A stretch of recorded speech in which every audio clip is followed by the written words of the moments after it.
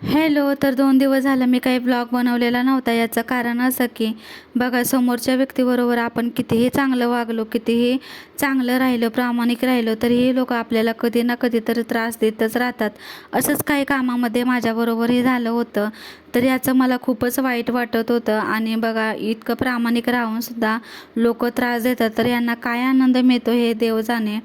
तर कितीही जरी त्रास झाला तर आपल्याला आपलं काम हे करायलाच हवं. कपड्यांच्या घड्या घालून घेतल्या आणि विरंगुळा म्हणून थोडंसं गॅलरीमध्ये उभा राहिले.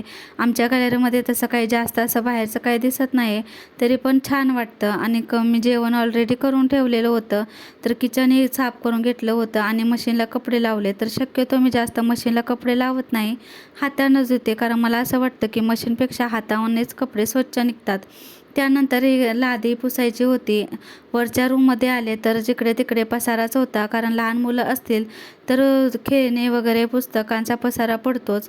वरच्या रूममधली ही पूर्ण लादी पुसून घेतली होती आणि आज मी सुट्टीच घेतलेली होती, त्यामुळे लादी पुसता पुसता एक काम करायला घेतलं की दुसरंही निघत होतं. सायंकाळी झाली, चहाही घेतला होता आणि मला दुकानाच्या किराणा मालाची लिस्ट द्यायची होती, तर ते दुकानामधून आणली होती. आणि आज डिंकही आणला होता, कारण आता डिंकाचे लाडू बनवायचे आहेत, कारण आता थंडी आलेली आहे. तर हे सर्व सामान मी या टपामध्ये भरून ठेवते. चला तर माझा व्हिडिओ इथं संपला.